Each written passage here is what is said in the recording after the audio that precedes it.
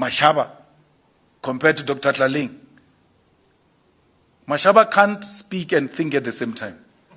According to the claims, EFF leader Julius Malema publicly criticized Action SA leader Herman Mashaba. Malema also spoke about key national issues, including electricity pricing and the role of the SABC, sparking widespread discussion across South Africa. His comments quickly gained attention, with supporters praising his willingness to address these topics, while critics questioned his approach and the timing of his statements. The exchange between political leaders added even more fuel to an already heated political climate, leaving many South Africans wondering what the impact could be on future debates and public policy. As these conversations continue to unfold, the issues of electricity costs, media independence, and political accountability remain at the center of national attention. What do these statements really mean for ordinary citizens, and how could they influence South Africa's political landscape? Mashaba compared to Dr. Tlaling. Mashaba can't speak and think at the same time. That song that we used to sing during struggle, Mashaba was not going to participate in it. We can learn and shoot at the same time. That's why he didn't participate in the struggle. Mashaba couldn't do both. He had to choose one. And he chose to do hair instead of shooting. So, there's nothing. Let's wait for the ANC.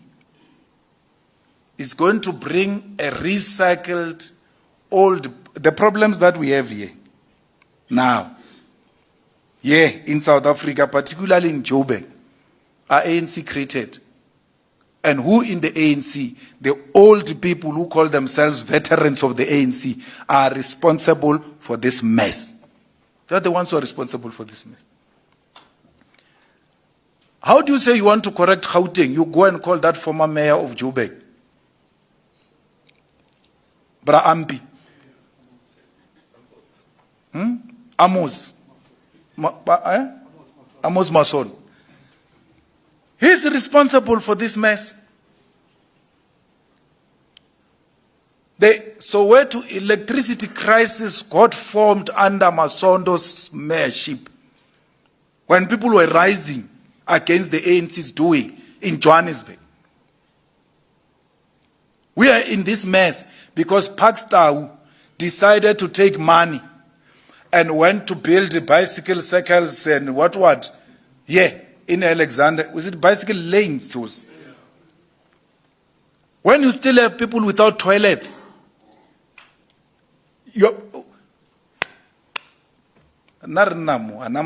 bicycle lane. Even white people don't use bicycles. If he was trying to impress white people, even white people don't use those things.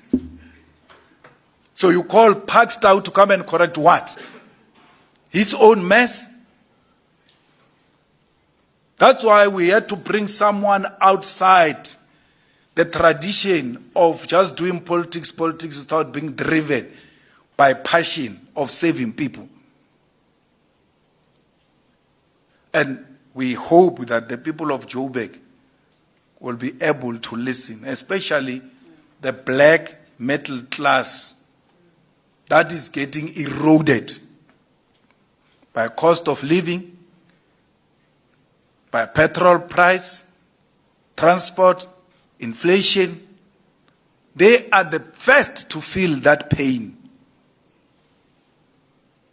Electricity can never be used to make money, profit. It's like SABC. The job of SABC is to give us information. As long as it can generate enough money to sustain itself, we're fine. We don't want profit from SABC. We don't want profit from electricity. We want people to be provided with affordable, reliable electricity. And that goes to the black middle class as well. Because we treat people as a group, and it's wrong. You are an engineer, you are a doctor, all doctors earn the same. You must all pay the same. You don't know our individual affordability and problems. So there has to be that criteria where I can come and explain myself to the municipality, being a doctor, being an engineer, being an accountant, that yes, I'm qualified, yes, I work here, but these are my problems.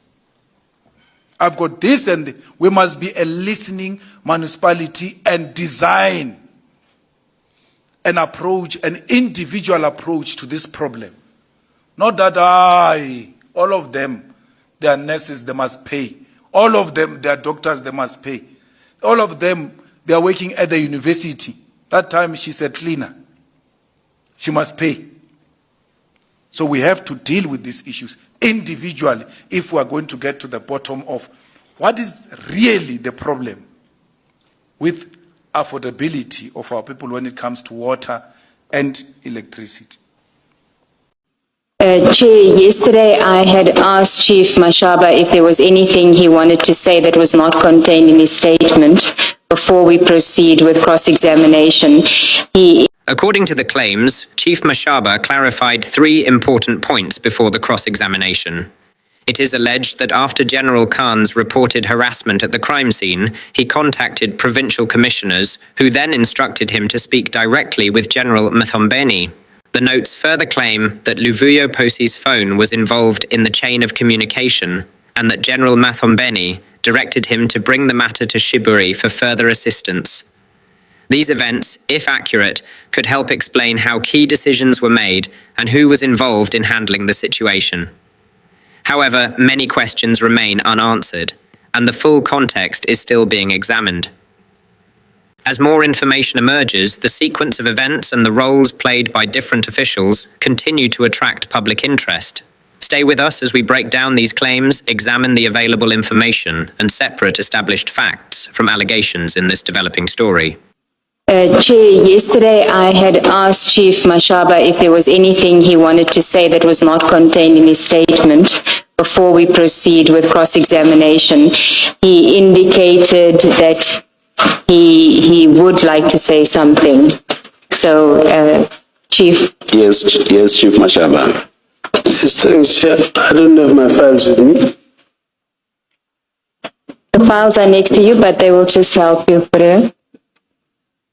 Are you going to refer us to anything specific in the files? No. Okay. I just forgot that after the harassment of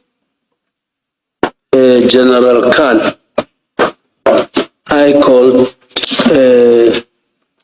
PC, General Mawela, and PC said to me, he is chairing a meeting. I must talk to General Mthombeni. After I spoke to General Mthombeni through PC's phone, General Mthombeni said, hey, we are busy. Just talk to Brigadier Shibiri, and then maybe she will come and assist you guys there. That's what I forgot to add after after Khan. And then the second one is after Pakula's arrival that we cordoned off the scene. And then the third one, just to clear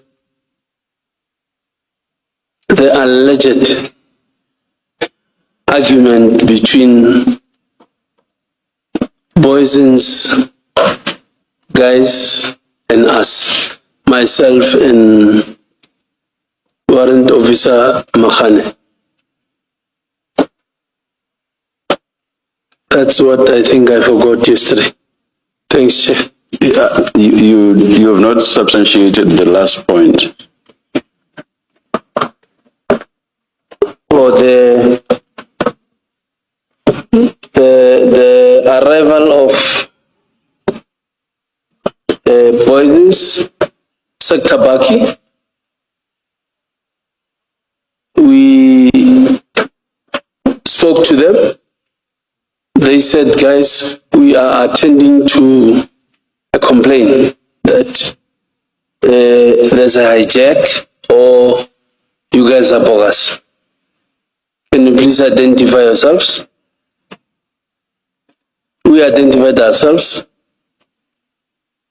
and then they were happy, and they spoke to their control room in our presence that there is no hijack, these guys are genuine and not bogus cops.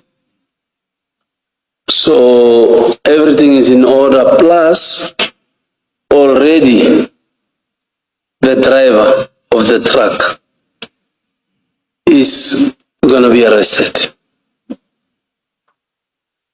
So the argument that is being said was that there was a misunderstanding between us and them, that where are we going to detain or where are we going to book the consignment.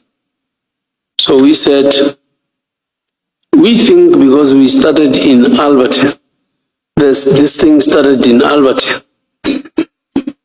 we will go back to Alberton. They said, no, we can't go to Alberton. It is happening now. You opened it in our area, in Boysons. So we'll have to book them here in Boysons. Then we agreed. We said, no problem. In any way, there was no plan of going to Alberton. It was just that we thought because we started in Alberton, we will end up in Alberton. So it was just to clear that, because it was like we had a plan of going to Alberton or something like that. Thanks, Commissioners. Thank you, Chief Mashaba. Thank you, Chief. Chief, Well, I wouldn't agree, because I'm saying I don't remember. I wouldn't agree. It will be. It's one of my side hustles. I'm saying it's reasonable to conclude that it is one of the side hustles because we don't have any other explanation from you. Is it reasonable, Commissioner, to me? I'm saying, well, it's reasonable for me to conclude. Oh, okay. I'm happy to bring it to me. Well, it's reasonable for me to conclude. I'm suggesting to you, it's reasonable for me to conclude, in the absence of an explanation why Mr. Nku is giving you registration numbers to check, that this is yet another case of your side hustle with him. Well, I don't have control over that, Commissioner. Over what? Over your conclusion. I'm asking you, it's reasonable. I'm not asking you whether you have control over my conclusion. I'm asking you to apply your thought process. That look at these facts. Fact, he sends you people's registration numbers, including in some case a car, a vehicle model. He gives you that information. We ask you, you get asked, why do you have this? Why is he sending you this stuff? You say, I don't remember.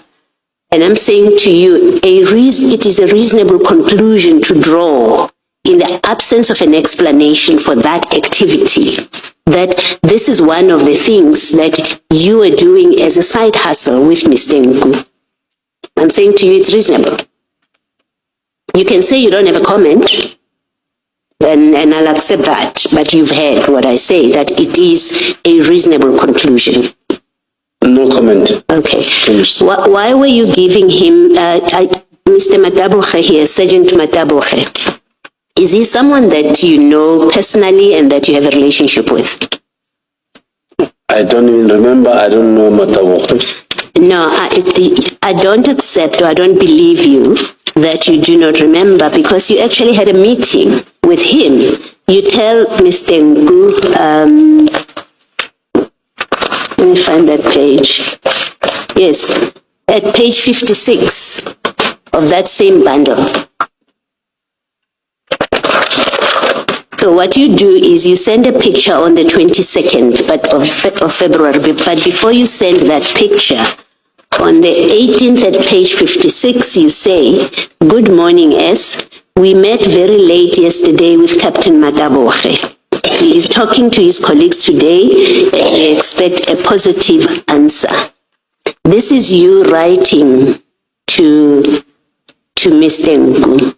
So it's unbelievable. It's difficult to accept that you don't remember. You met with him. You sent a picture of him to Mr. Nku. It's simply not true that you don't remember who he is and what it was about. I don't remember, Commissioner.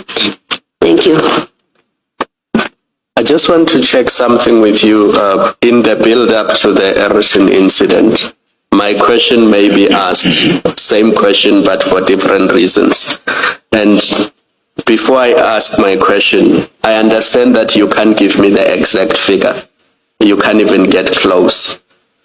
Our starting point we know is 20,000. I just need to know over the years, how much money has Nku given you? Is it less than 100,000? Is it less than 200? Is it more than 200? Is it close to 500? You can give me a round figure that is close to what you believe is. That's too much money. How much has he given you over the years? If you had to guess without giving me the exact number, if you had to estimate.